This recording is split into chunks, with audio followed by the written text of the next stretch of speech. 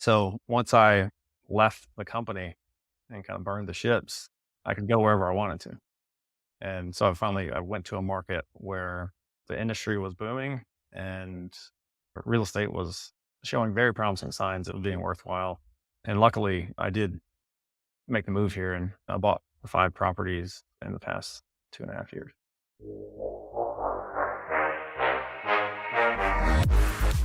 You're listening to Slick Talk, the hospitality podcast, a podcast for those who are in and around the hospitality industry who love, live, and breathe what they do.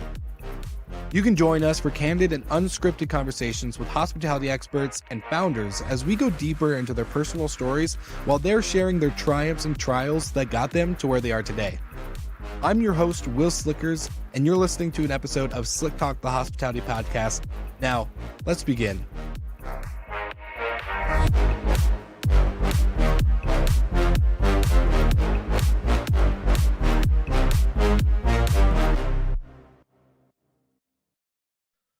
All right, Nathan, another minute with Minute. And my question is, not only am I a remote manager, but I'm not the most tech savvy. How easy is it to install a minute sensor into my property? Good question, Will. We've made the software in such a way that we hope it's really easy for almost anyone to install. If you've installed any sort of other electronic device in the past, like a Google Home or Alexa or something, then you should have no problem installing Minute. From the physical installation standpoint, there's a magnetic plate with a 3M adhesive on the back. So it's literally as easy as peel and stick in most cases. You can affix it with a screw if you need to. Most of our users don't. And then as far as installing the actual device within our system, it should take you just a few minutes. And it's essentially just connecting it to Wi-Fi, giving it a name and a few other details, and you're good to go. I love it. Super simple and to the point, as we like it. Another minute with Minute, folks. And now back to the episode. All right, everybody. We are back with another episode of Slick Talk, the hospitality podcast. And I feel like it's been forever that I've recorded because I've been traveling for conferences and other things like that. But you guys wouldn't know because episodes are still going out every Wednesday. And I'm excited because for my first episode back, I get to record with Jason Reece, who I met at the STR Wealth Conference in Nashville just this last, what was it, January? March? I Uh, forget when that. I think it was the beginning of March. There we go. There we go. It feels like it was last year with how much has happened already since. But Jason, one, thank you so much for taking the time to join me on the show. And two, I'm so excited to jump into your story. So yeah, just excited to welcome you to the show. Yeah, man. Thanks for having me on. I know you built quite a platform and you got a lot of respect in the industry. And it was great getting to know everybody at the conference. So it's great to continue the conversation. 100%. Well, thank you so much. And I want to always love to jump into the beginning of your story. And as I got your guest form earlier today, I was kind of going through it. And a lot of us in the industry hated our jobs and wanted to get out and set financial freedom. Yours, in the very beginning of your form submission and through our conversation before recording, you loved your job. You actually were very building such a great career and ended up leaving. So I would love to know kind of where's your story really begin before jumping into this entrepreneurship side of short-term rentals and property management. Well, I think that to really define where it begins, I have to really go back to kind of the foundation of like just growing up, right? To some degree without telling you how the watch is made in order to tell you the time. But I think that for me, I've always had some level of exposure to entrepreneurship. And my family has a business back home. It's a construction company. My grandfather started in 1947. My uncle also had a psychology practice. And for me, I was kind of starved of money as a kid. My parents didn't spoil me. So I had to figure out how to make money and either earn it through chores or selling something on Craigslist or eBay. And so I've kind of always done that. But going through college and all that, I really was focused on building a career, like a traditional career. And once I kind of got started when I was 22, 23, in what turned out to be the plumbing supply space straight out of Mm. college, it wasn't something I felt fulfilled doing. So I sought to do more. and eventually landed in the medical device field at 26. And specifically electrophysiology, which is the study and treatment of abnormal heart rhythms. So I started with Johnson as a 26-year-old in Chicago, and the field I just found completely mesmerizing. I mean, it was super challenging. It's very cerebral. And with that kind of cerebral puzzle that you have to kind of figure out during your procedures, the reward is immensely satisfying. So I go through my career, and I build this career out better than I could ever have hoped for. And I found myself in a place where I felt extremely fortunate. I remember having multiple moments where I really reflected and felt appreciative of what I had, because I felt like a lot of people just did not have that type of fulfillment Mhm. through a career. And so it was financially rewarding. It was, say, personally rewarding. It was intellectually rewarding. So if you do your job well, then you ultimately get rewarded with more procedures and business with physicians, and that ultimately helps pay the bills. And once I moved from a clinical role, from 3D mapping and treatment of abnormal heart rhythms, I moved into a sales role. And as I started moving further away from the patient, I knew that my sense of reward would diminish a bit, or at least that's what Mm. I expected. And so as I got into the sales role, I really enjoyed that still, but it wasn't quite as exciting as the clinical aspect. And so eventually, once I finished with the sales role, I moved into a marketing role in house. And I think it's important to say that I never wanted to do any of the roles that I did. Like when I was going through college and when I graduated college, I never wanted to be in anything medical. And I never wanted to be in anything corporate. And I didn't want to be a salesperson because I don't trust salespeople. And and so there was a big lesson as I was moving through my career, like, okay, well, maybe I'm not as smart as I think I am. Maybe I don't know myself as well as I think I do. And sure as hell don't know these opportunities out there in the world as well as I think I do. Casting a blanket stereotype on all sales roles and all clinical roles. And so carrying that perspective into the marketing role, never wanted to be in corporate because I just don't really care for the cookie cutter suit and tie environment.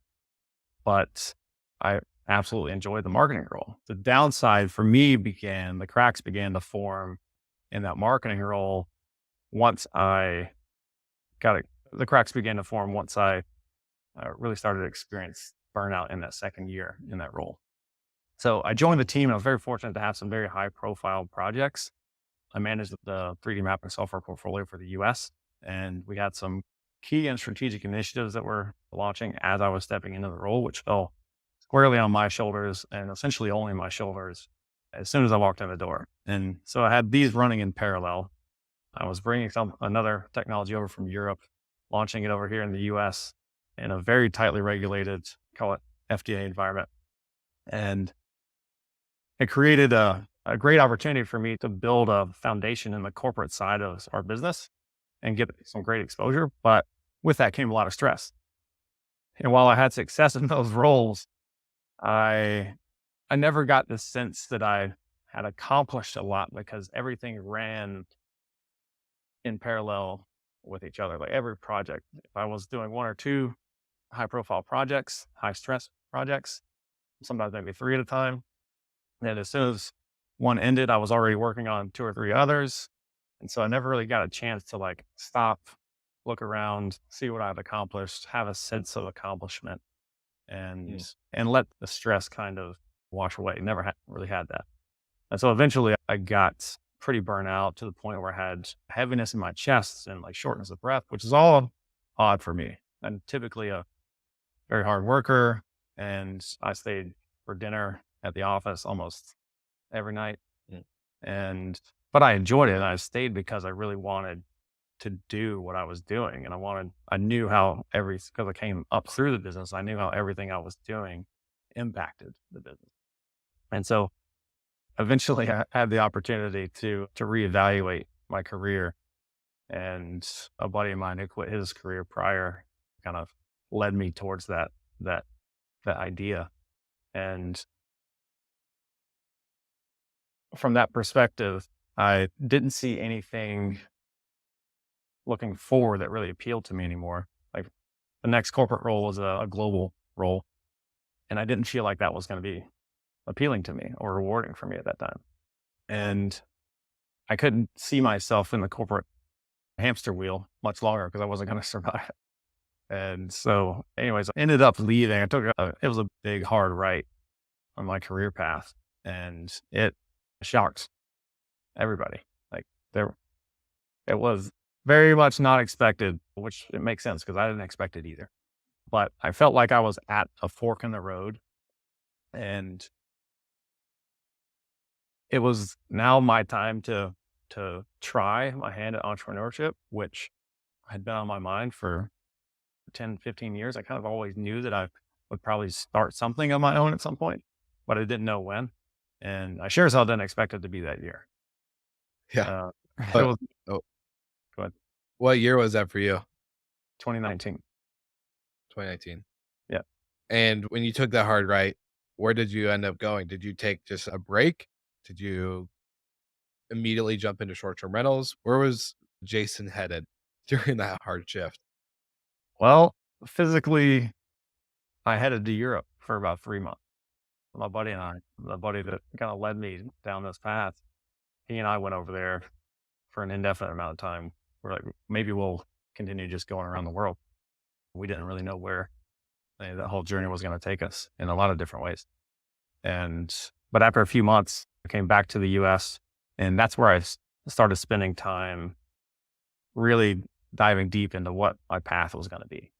And normally I would, I would have many more steps ahead planned out before taking this step, at least Mhm. 2 or 3 to know exactly where these stepping stones were going to lead me, at least at an early trajectory. I would know where I was going to head. But in this case, I didn't do that. And I think in part, I did it that way because I knew that, for one, I was never really, I learned that I'm not going to be able to make as good a decision as I think I am until I'm in that position. Because previously in my career where I didn't want to do those other roles, right? I didn't want to be in sales. I didn't want to be in medical. I didn't want to be in corporate.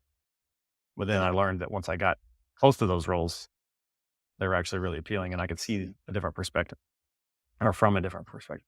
So anyways, I put myself in the position of leaving my career so I more or less could burn the ships, and whatever I do, I was committed. And so I looked at drop shipping and e-commerce for a while. I felt like I could do that well. Still feel that way, but ultimately I didn't feel like it was going to be a very rewarding venture for me. And one of the big things with drop shipping is you find a product that is going to be worthwhile. But for me, it was find a product that I was interested in actually selling. I don't want to sell nail clippers, right? Yeah. Or some of these other random miscellaneous items. And the things that I did want to maybe get behind and try to peddle, ultimately had become saturated pretty quickly. So that's where I really started to lean into Airbnb. And when I decided to move to Nashville, it made a lot of sense for me because this was a market that I was willing to invest in. So I left Arkansas at the time and decided to research 4 different markets for me to start my Airbnb kind of pursuit. And I looked at Nashville, Austin, Texas, Dallas, Texas, and Chattanooga, here where I have family. And I built a document that allowed me to do an apples to apples comparison of each market. And ultimately, Dallas had the best numbers, frankly. Austin was completely just swamped with regulation. Mhm. And Nashville seemed like it was on the early stages of an Austin like trajectory from a real estate standpoint. And it was also closer to family. So that's ultimately how I ended up landing here in Nashville and pursued Airbnb because it was an intersection of investing and design and technology and problem solving and hospitality, all things that, are close to me. Yeah. How did you first get exposed to Airbnb and short-term rentals and the shared economy? Because to go from drop shipping as an idea or concept to play with then to short-term rentals, was there a specific ad on TV, a radio ad, a YouTube channel, or anything in particular where you were like, "Oh, that actually makes a lot more sense and it's something like looks like a lot of fun compared to," because most people I feel like wouldn't immediately know what to do like you did and like, "All right, I'm gonna look at these markets that I'm interested in to invest in and to operate." It's more like you gotta get given a property or whatever the scenario might be, and you start running with it, right? So, where was your that first exposure for you? That's a good question. I don't think I've ever really thought about that. I think it was a slow drip over a long period of time. So I had actually looked at Airbnb for probably 5 years and just considered it in the back of my Okay. head, but I never pursued it because my career was moving at such a speed that I was relocating every, it seemed like 2 years. Yeah. And so I could never really take the time to invest in real estate and then, of course, try to manage that real estate. So once I left the company and kind of burned the ships, I could go wherever I wanted to.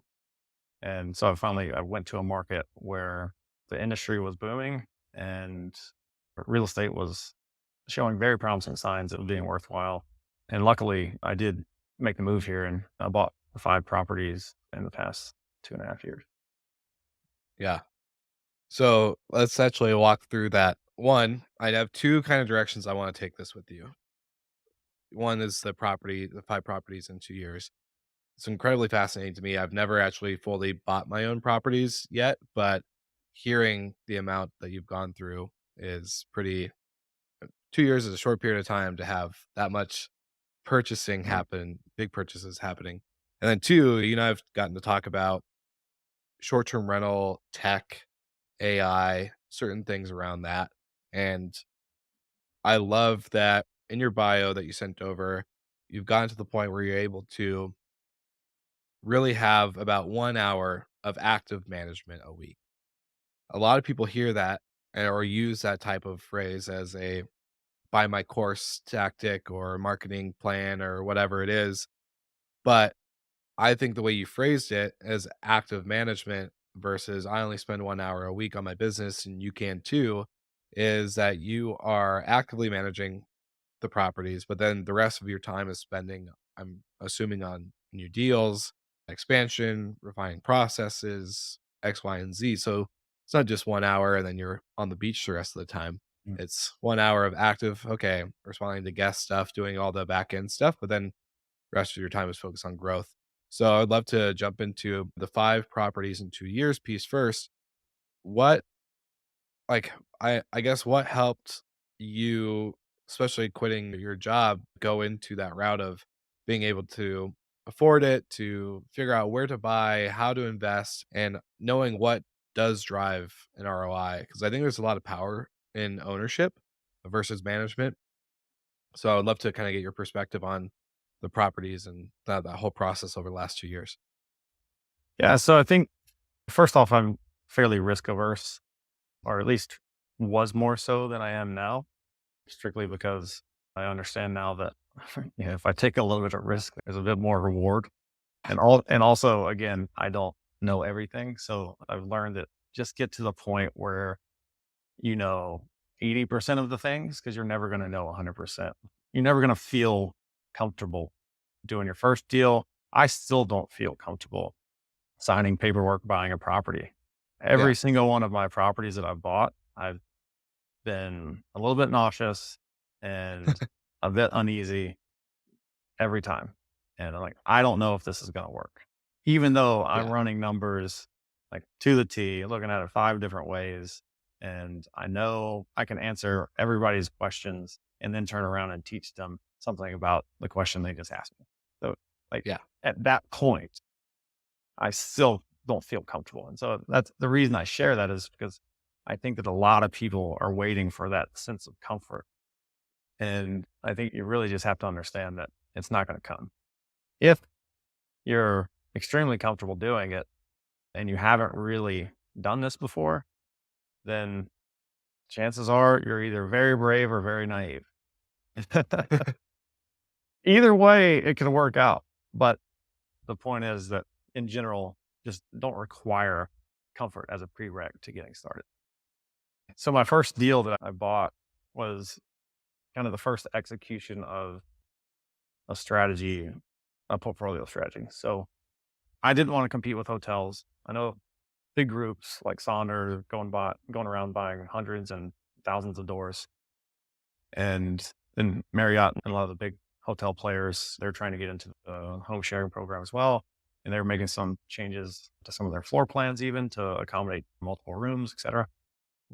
So I wanted to make sure that my properties would be, call it invincible against a massive scale player like any of those. And so I wanted to focus on unique properties. And so the first property I bought, I walked in, the brick building built in 1865, the year the Civil War ended. And I get up to the unit and it's a beautiful exposed brick, arched brick windows, 15-foot vaulted ceilings with massive wood beams and gnarly rusted hardware. You're showering under a 15-foot vaulted ceiling, wooden ceiling. Just a really cool space. Recently renovated. I was like, yeah, this is going to be my spot. And so I put in an offer. This was during the pandemic at the time. The previous owners started their Airbnb foray with that property and it went live like 2 months prior to the pandemic. And Mm, so they really got smacked in the mouth. Right. And so they're like, mhm. okay, we're out of state investors in California. So we don't like what just happened and we're getting killed. So Yeah. we're gonna get out. So I got in and that started my Airbnb journey in October of 2020. That property at the time I was expecting to do 90,000 a year, and last year it did 114. Wow. And to your point about the ownership piece, this one property, if I did not buy this property, all I would have made was about half of that 114. Mm, But instead, that property now has doubled in value. I paid 550 a foot for it, and now there's comps for around $1,100 a foot in the property. And so I put wow. down $61,000 to buy that first property. I was very nervous when I did it. I know what the hell I was doing. All I've done Yeah. is research and watch a bunch of YouTube videos on how to do everything that I was trying to do, but I still wasn't comfortable.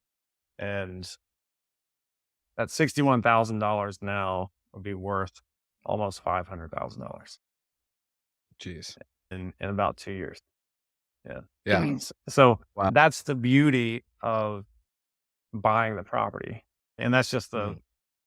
surface level piece. That's not going into tax strategy, which I leveraged cost segregation study this past year.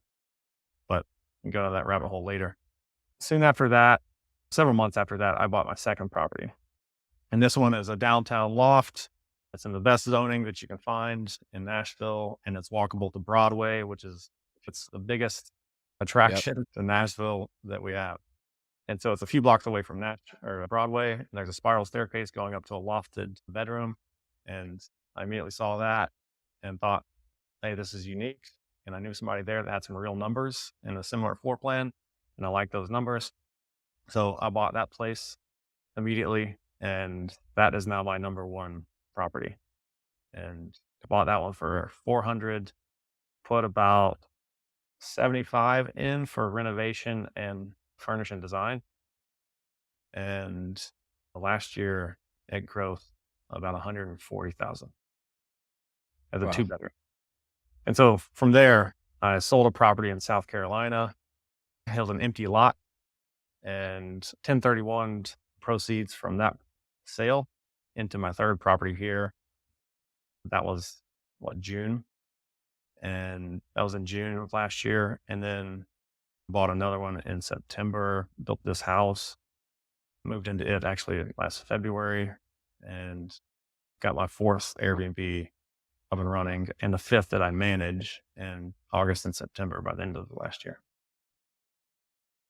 So now that you have one under management, do you still prefer ownership, or do you have like pros and cons for what you like to own versus what you like to manage? Yeah, 100%. I would 100% rather own than manage.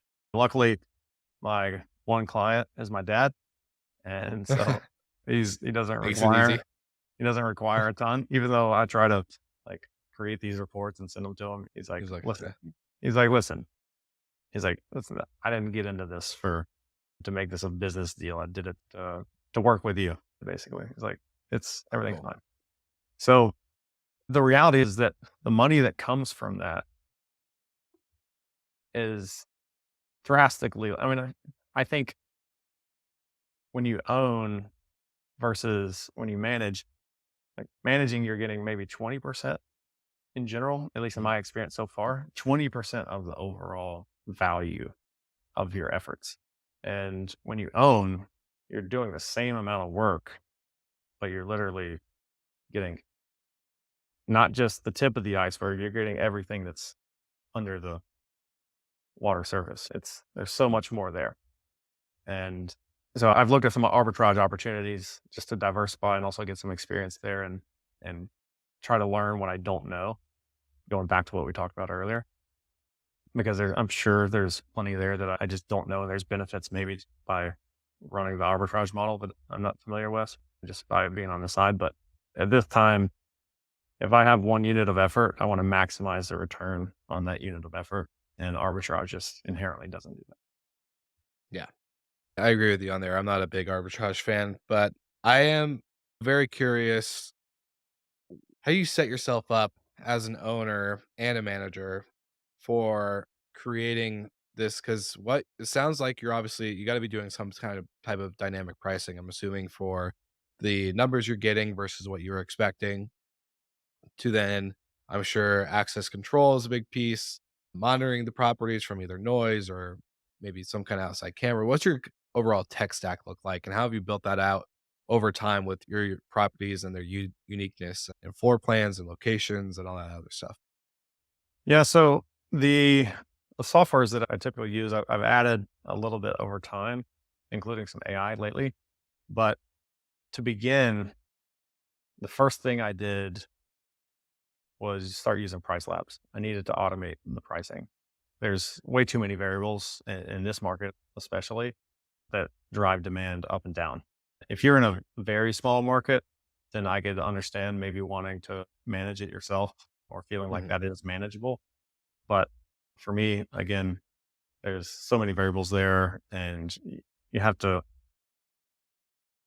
understand that you don't know everything. And as Mhm. much as you think you can like figure it all out, maybe you can. But is it worth it? Is the Yeah. time and effort, energy, and focus worth it to have to stay on top of it? So Price Labs dynamic pricing is the number one thing that I have used and still use and recommend that everybody use.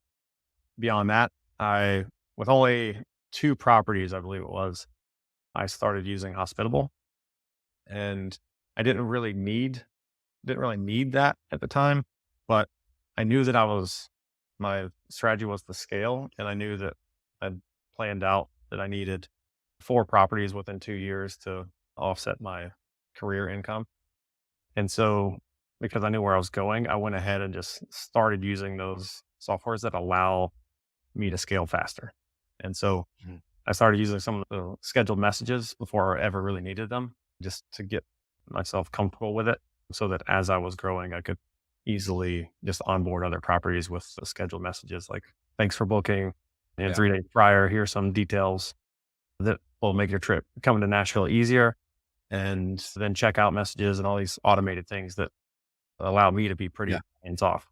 I get messages all the time from guests that they'll send you a message saying, thank you, Jason. I'm like, I'm playing volleyball right now. It's like, Yeah. Yeah. they're like, thank you so much. You've been so helpful. Like, I hadn't done a thing except put Yeah. something on a schedule. And beyond that, I use Rank Breeze to try and Mm. kind of discern some sort of understanding of the algorithm and search into not some SEO, search engine optimization of Airbnb's algorithm. But honestly, Rank Breeze it's interesting to see how your property can ebb and flow from the bottom of the ranks to the top of the ranks for no apparent reason whatsoever, and then tank again. I think my takeaway has been that you really just can't master. There's some things that you can do, some universal things that just are common sense, Mhm. but in general, you're not going to be able to just hack the algorithm as a lot of people like to broadcast and Yeah. market. So that one's been kind of interesting. I still do some A/B testing, and you can track that on RankBreeze, but in general, I haven't found anything to immensely, very clearly correlate to something I'm doing. And I think the most recent thing that I've started using from an AI standpoint, which there's kind of a catch now, unfortunately, but Guest Guru has been like an absolute amazing tool. So Guest Guru is essentially is harnessing the power of large language models that have been popularized through ChatGPT or similar. Mhm. And so when guests send a message to you, currently we have these proactive messages, right? These scheduled ones that are like 90% of the automation is, or 90% of the messages are automated, but those are all proactive on our side. But if a guest responds back and asks a question or says something, like we have to manually respond. So that's the other half of the coin that we're still trying to, or have still been trying to solve for.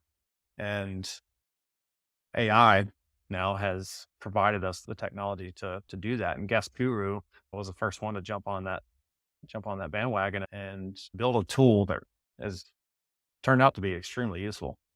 I've been involved with them for probably 3 months and am now an advisor with that company, but they're undergoing some changes at the moment.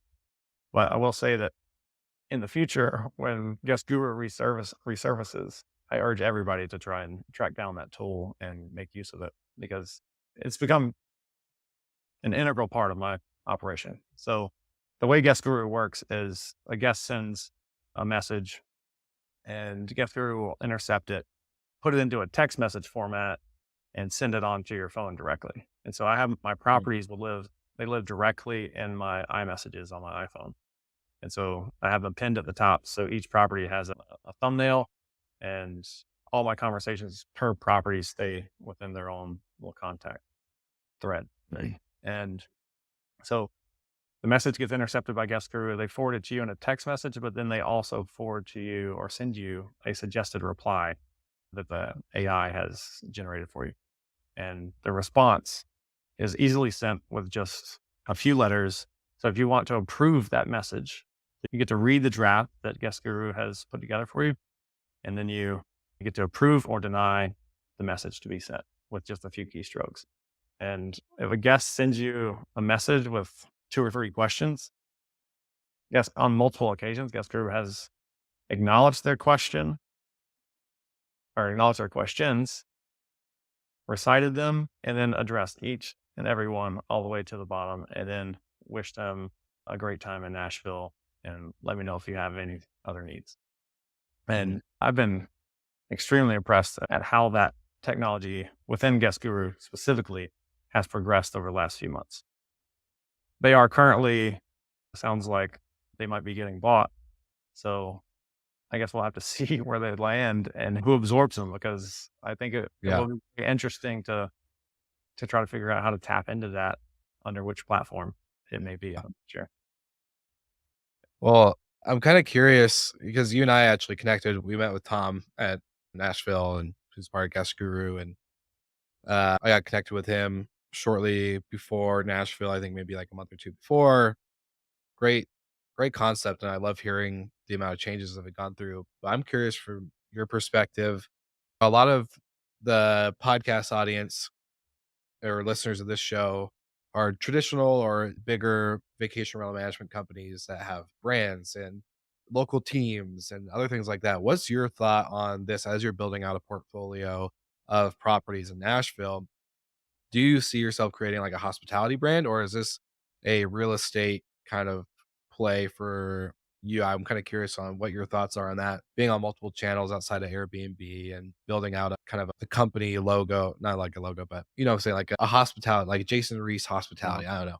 But something like that in the sense of just being a host versus like an actual company brand for guests and travelers. yeah, so I'm on the front end of that now. So it's more of, I think my vision is more of building out a hospitality brand for travelers, not necessarily catering to.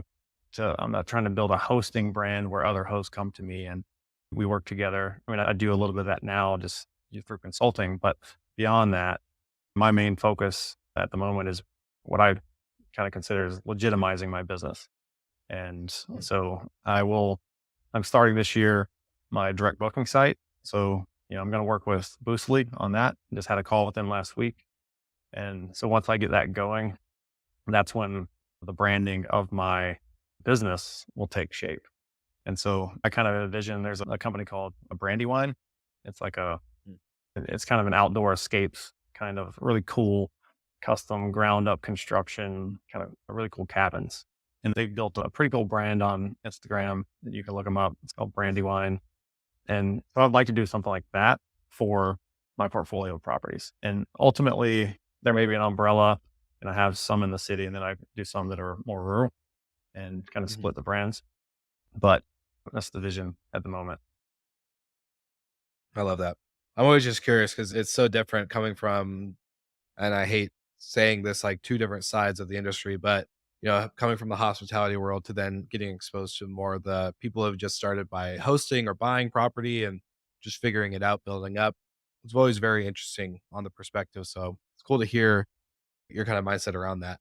Yeah, and Just yeah. I think too that the at this point I think it's almost 400 reviews at 4.97 stars. And Mhm, so what I have learned is that it's not easy to do that.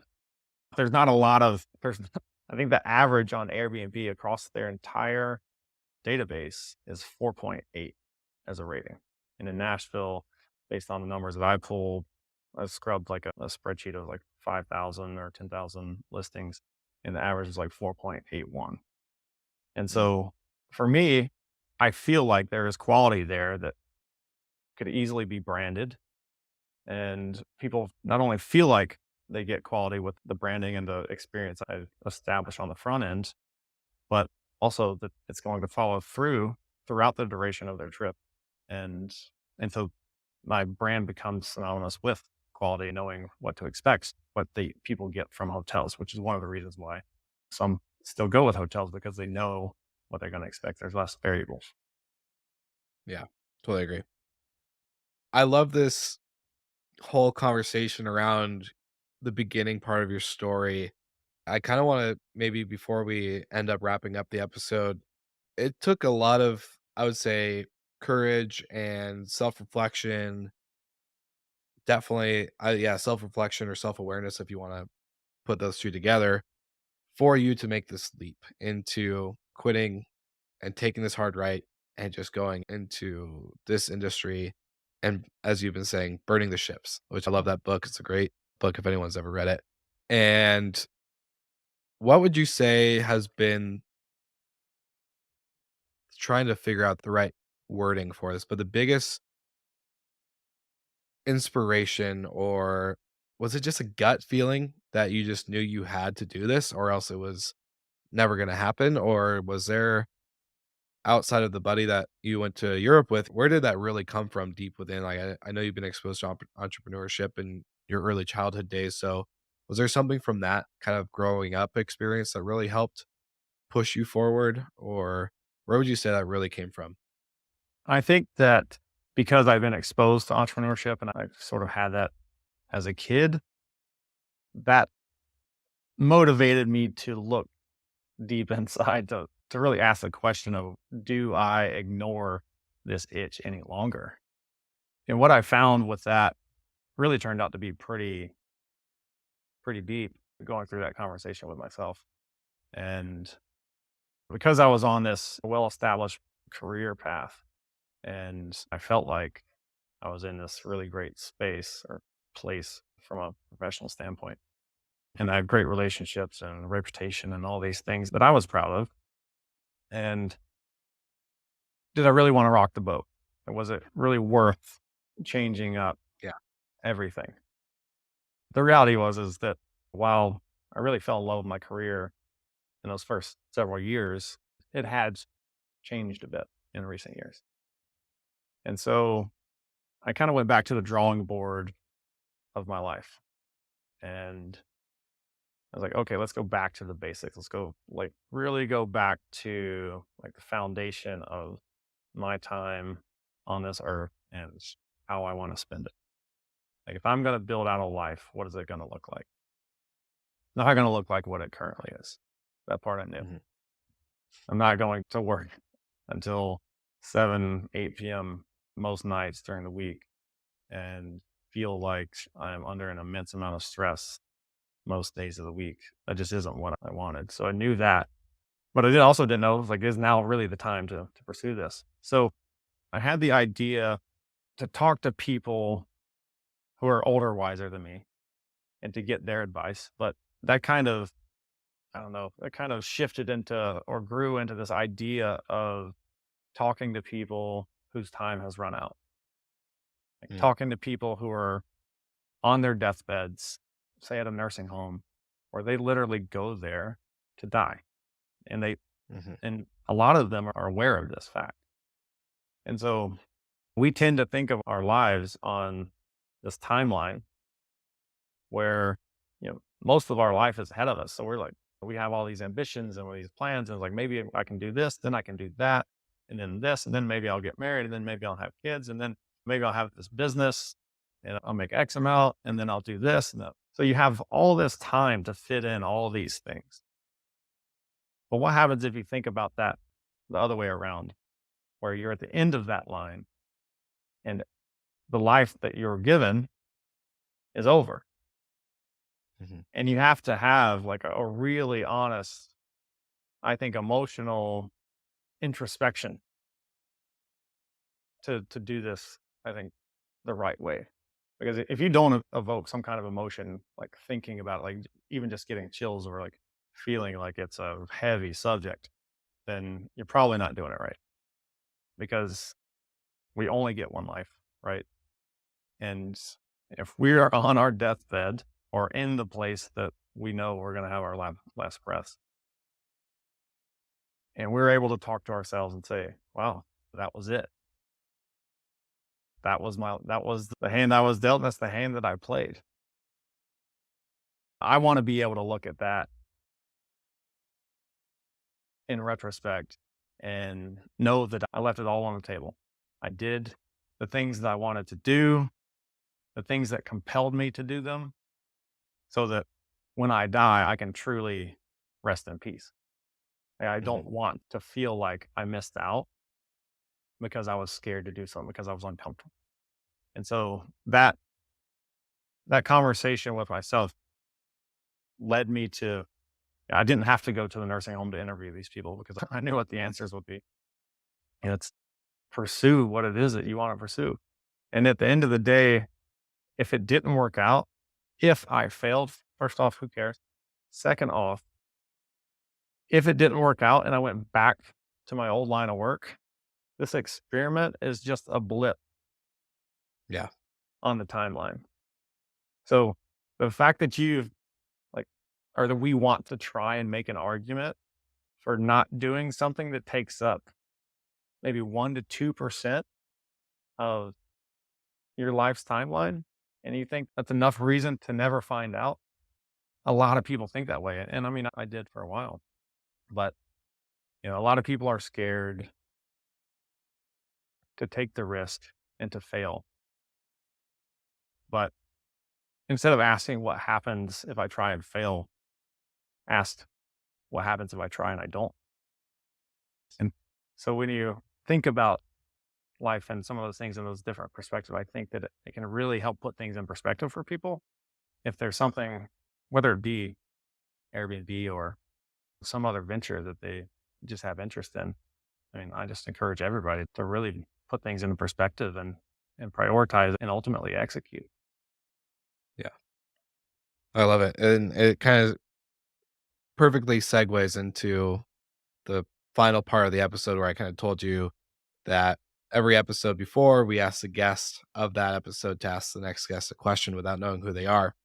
And your guest before you was Jonathan Wicks with Well and Good over in Arizona. And his question, I would love to hear your answer around, is describing a moment with someone that you work with closely. It could be a coworker, a colleague, employee, anybody in your vicinity, a vendor even, that you had with them that was, this is what makes it worth a moment. It could be very short, it could be very long, but if you've had a moment where that big risk, that big leap, and you finally got to have and experience that, what was that moment for you? Do you want it to pertain to this new venture or could it be career? Anywhere. I think that the number one thing for me that was, really kind of the highlight of my career for me, like walking away from it. Through my career, I had fortunately some good success there. We were number one multiple times. I have some records broken, uh, multiple awards that are still sitting here. There are ideas that I've brought to the company that have been implemented that is now, multiple things are now used widely throughout the company, but also customers are buying them. The majority of the customer base is buying them, or previously they didn't, but they did. They are now that I made some changes to certain things. All that's rewarding. Even bringing technology over to the U.S. and it being standard of care now, and I was responsible for bringing that to the market and getting that launched. None of that really matters to me outside of those, like one conversation that I had with a customer when my manager was in town, actually, when I was probably halfway through my career. And so this guy he was a veteran in the healthcare industry. He's had multiple positions. He was a CEO at one point. At this point, he had gone back and was managing the whole cath lab department. And he was telling my manager some complimentary things about me. And this guy, Southern fellow, a little bit hard nosed, and he was telling my manager at the time that he can count on his five fingers the number of reps that he trusted. And he took his time to outline very specific reasons why he trusted me, why I was a partner for them. I wasn't just there to get a paycheck. I was helping them problem solve. I was a key piece of their operation. All these things that ultimately led to him trusting me more than 99% of the reps that he had dealt with, 99% of the salespeople he had dealt with over his 40 plus year career. And to me, that was extremely impactful because, Mhm. like I said, I never wanted to be in sales because I don't trust salespeople. So when I was in sales, I was like, I'm not going to be a typical salesperson, or Yeah. I'm going to lead with trust. I'm going to lead with doing things the right way. And sometimes that was, I don't want to say it was hard to do, but sometimes what the customer needs isn't what the company wants the customer to buy. Mm. And so I, on a regular basis, side with the customer, position myself alongside them. You either need it or you don't. And I just trusted that in time, I was building a long term business and reputation there. And ultimately that would pay off. And it did. And for me, that was a very rewarding moment because it was validating in the way that I decided to operate as a sales rep. And Mhm. it's not anything I put on my wall or stand on stage and talk about, but it's something that I personally have found a lot of value in. I love it. If you had one question for the next guest without knowing who they are, what would it be? I think that since my mind is in this kind of deeper existential kind of path right now, I would say that I would ask them if they are on their deathbed, what is it that they will have wanted to do or will have wanted to accomplish, and are they on that path? That's gonna be a fun one. That's gonna be a fun one for sure. Yeah, I love that. I love it. Super good, and it definitely. I'm sure anyone listening will be probably thinking about that as well. I really enjoyed this episode. I'm curious if anyone wants to reach out to you in the sense of following your stuff or just getting connect and to hear more of your story. What link or what place would you send them? Primarily Instagram. So I'm there as at JW Reece. So it's JWRECE. I'm posting more and more there now. And so you should see more content from me. But I have a little bit there from AI or on AI that has been pretty interesting. And I've got some more content coming out around that. But also, I do some consulting for various stages of your Airbnb or real estate journey. And so I've got a link in my bio for various things. And so you can find me there if you want to book some time or shoot me a message. I love it.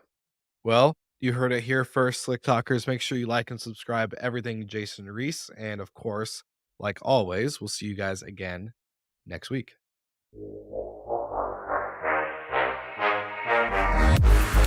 Thank you so much for listening, and thank you to our show partners for making Slick Talk, the hospitality podcast, possible. We hope you enjoyed the show, and we would love to connect with you outside of the podcast. So you can follow us on all of our social media channels for daily hospitality content, or find us on slicktalkthepodcast.com. And don't forget to rate, review, and subscribe so you never miss an episode. I'm your host, Will Slickers, and we will see you guys all again next week.